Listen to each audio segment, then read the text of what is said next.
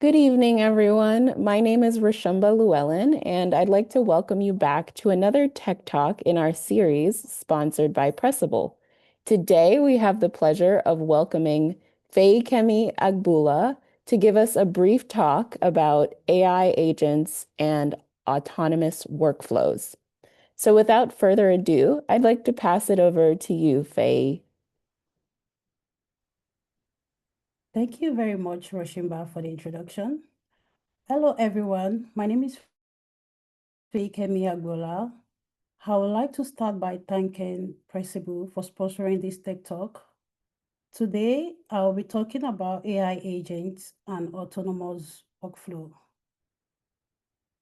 We will look into what large language models are.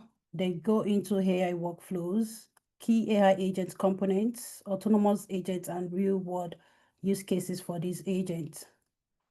So let's start by understanding what exactly is an LLM. Imagine you have a super smart friend who has read every book, article, and blog post in the world. This friend can chat with you about almost everything, help you with your homeworks, write stories, and even tell you jokes. That is pretty much what an LLM does. In technical terms, an LLM is a type of AI that has been trained on vast amounts of data. It can understand and generate human-like text based on the pattern it has learned from. This is part of a broader field called generative AI. Now let's break down the basics. The hell just means that the model has been trained with a massive amount of data. We are talking about billions of words from books, websites, and articles, and even more. Model refers to a set of instructions or algorithm that helps the AI understand and generate language. Think of it like a recipe that guides how to make a cake. In this case, it is guiding the AI on how to make a meaningful text. Language is all about words, sentences, and how we communicate. When you text your friend or you post on social media, you are using the language. So popular AI chatbots like ChatGPT, Gemini are application like any other chat application, but they are built on top of large language models, LLMs, and they are fantastic at generating and editing text. Here is a simple visualization. You, the human, provides an input and the LLM produces an output based on its training data. For example, if I ask ChatGPT to draft an email requesting a coffee chat, my prompt is the input and the resulting email is the output. So far, so good. Simple stuff, right? But what if I ask ChatGPT when my next coffee chat is? Even without seeing its response, both you and I know that ChatGPT is going to fail because it doesn't know that information. It does not have access to my calendar. This highlights two key traits of LLM. First, despite being trained on a vast amount of data, they have limited knowledge on private information, like our personal information or internal complaint data.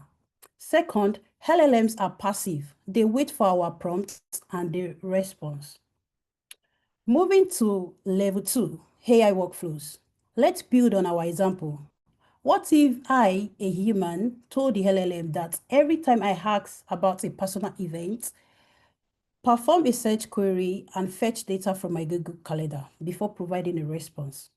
With this logic implemented, the next time I ask when is my coffee chat with Elon Musk, I will get the correct answer because the LLM will now first go into my Google Calendar to find that information. But here is where it gets tricky. What if my next follow-up question is, what will be the weather that day? The LLM will now fail at answering the query because the path we told the LLM to follow is to always search my Google Calendar, which does not have the information about the weather. Pushing my example even further, what if I added more steps to the workflow by allowing the LLM to access the weather via an API and then just for fun, use the text to audio module to speak the answer? Here is the thing. No matter how many steps we had, this is just an AI workflow. Even if there were hundreds or thousands of steps, if the human is the decision making, there is no AI agent involvement. Pro tip: RAG, which starts from Retrieval Augmented Generation, is a process that helps the AI model look things up before the answer, like accessing my calendar or the weather service. Essentially, RAG is just a type of AI workflow. This is a fundamental trait of AI workflow. They can only follow predefined paths set by humans. This path is also called the control logic. Now, when we say the path to answer a query, we are talking about something called the control logic of a program. AI workflow has a programmatic control logic, and that's something I define myself as a human. Now, let's talk about where agents comes in. One other way of controlling the logic of an AI system is to put the LLM in charge. And this is only possible because we are seeing tremendous improvements in the capabilities of reasoning of LLM. So you can feed LLM complex problems and you can prompt them to break them down and come up with a plan on how to tackle it. Another way to think about this is that I am telling my system to think fast, to act as programmed, and don't deviate from the instructions I've given the program. On the other hand, I am designing my system to think slow. So create a plan, attack each part of the plan, see where you get stuck, and see if you need to readjust the plan. So when you put an LLM in charge to solve a problem, this is where we are talking about an agentic approach. So let's break down the component of LLM agents. The first capability is the ability to reason, which we talked about. So this is putting the model at the core of how problems are being solved. The model will be prompted to come up with a plan and to reason about each step of the process along the way. Another capability of agents is the ability to act. And this is done by external programs that are known in the industry as tools or plugins. So tools are external pieces of program, and the model can define when to call them and how to call them in order to best execute the solution to the question they've been asked. So as an example of a tool can be searching the websites, or maybe searching the web, searching a database at their disposal. Another example can be a calculator to do some math. This could be a piece of program code that maybe might manipulate the database. This can also be another LLM that maybe you're trying to do a translation task and you want a model that can do that. So there's so many possibilities of what you can do here. You can also try APIs, basically any piece of external programs you want to give your model access to. The third capability that will be the memory, to access memory. And the term memory can mean a couple of things. So we talked about the models thinking through the program, kind of how you think out loud when you're trying to solve through a problem. So those inner logs can be stored and can be useful to retrieve at different points in time. But also this could be the history of conversation that you as a human and when interacting with the agents. And that will allow to make the experience much more personalized. So there are many ways to approach implementing an agentic AI. One of the most important or popular way of going about it is through something called ReACT, which, as you can tell by name, combines reasoning and acts components of LLM agents. So let's make this very concrete. What happens when I configure a ReACT agent? You have your user query that gets fed into a model. So the LLM is given a prompt. The instruction that is given is to don't give me the first answer that pops to you. Think slow, plan your work, and then try to execute something. Try to act, and when you want to act, you can define whether if you want to use external tools to help you come with the decision. or the solution. Once you call a tool and you get an answer, maybe it gives you the wrong answer or it came up with an error, you can observe that, so the LLM will observe. The LLM will determine if it does answer the question at hand or whether it needs to iterate on the plan and tackle it differently up until it gets to a final answer. So real world use cases of autonomous AI agents. Autonomous AI agents are making waves across industries. In customer service, they act as proactive virtual assistants, handling common queries, suggesting personalized services, and escalating complex issues to humans when needed. In finance, they analyze markets, predict price movements, and execute trades autonomy, and also other manage entire investment portfolios. In healthcare, AI agents assist with analyzing medical data and alerting providers to potential issues, even monitoring chronic conditions in real time to ensure timely intervention. These agents are transforming how we work and interact across sectors. So let's talk about how you can build your own agent.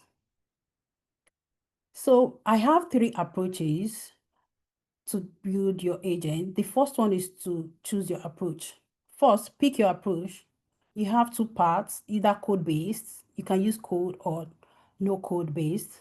So code-based, we are talking about using like LangChain for developer who want flexibility, Crew AI for multi-agent system for custom builds with LLM API for full control. So no code, there's a platform called N8N for visual workflow, Zapier Central for the easiest start, or Flowise for drag and drop. Choose code if you need custom integration. Choose no code if you need speed and simplicity. Another approach is to start simple. Resist the urge to overcomplicate things. Start with just 2 to 3 tools and 1 crystal clear goals.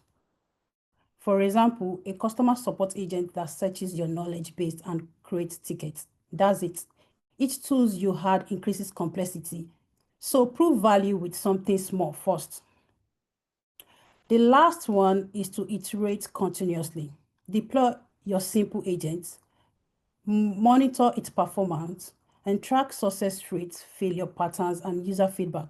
Every 2 weeks, fix the biggest problem you see. Don't add new features until your existing tools work at least 80% of the time. So the key takeaway from this talk will be that LLMs are powerful but have knowledge limitations. And then AI workflow follow fixed paths. Agent decides autonomously. Agent reason out with tools and remember context. React framework combines reasoning and action for agents. RAG enables agent to look up information before answering. I'll pause here for any questions, and I will want to thank Pressable again for sponsoring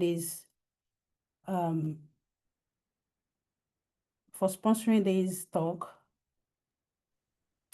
Is there any question?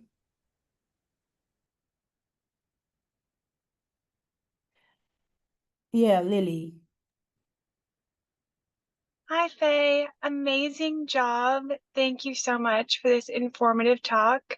My question is, what are the main risks or challenges that I should be aware of when deploying AI agents in production?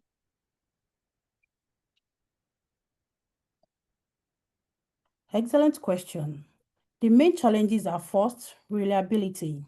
Agents can make unpredictable decisions, so you need extensive testing and monitoring. Aim for 80% success rate before going live. Second, costs. API calls add up quickly, especially if your agent gets stuck in loops or makes unnecessary tool calls. Monitor your usage closely. Third, security and privacy. Agents might access sensitive data or make actions, so implement proper access control and human in the loop for high-stake decisions. Fourth, hallucinations. LLM can still make up information confidently, so validate critical outputs. My advice is start in a controlled environment, test extensively, and expand gradually as you build confidence in your agent's behavior. Jamie, do you want to go next? Thank you. Yes, thank you, Faye. I really feel like I learned a lot from this talk, so thank you for that. But I do have a question. How would I know when I actually need an AI agent versus just a simple automation or workflow? Thank you, Jamie. So here is the key distinction. If you can clearly map out every step and decision point in advance, you probably just need a workflow or automation. For example, every time someone fill out this form, send it to this email. That's a workflow. But if the task requires dynamic decision-making based on context that change, that's when you need an agent. So start with workflow for predictable tasks. Move to agents when you need intelligence and flexibility. I guess that's all the questions, and I hope I'm able to answer your questions, Lily and Jamie. That will be all for this talk. Thank you so much, everyone, for coming to this Tech Talk. I would like to thank Praisable again, one more time for sponsoring this Tech Talk. Thank you so much, Faye Kemi, for the informative talk. We all learned a lot and appreciate you presenting for us. Thank you, everyone else, for coming out tonight, and we'll see you at the next one.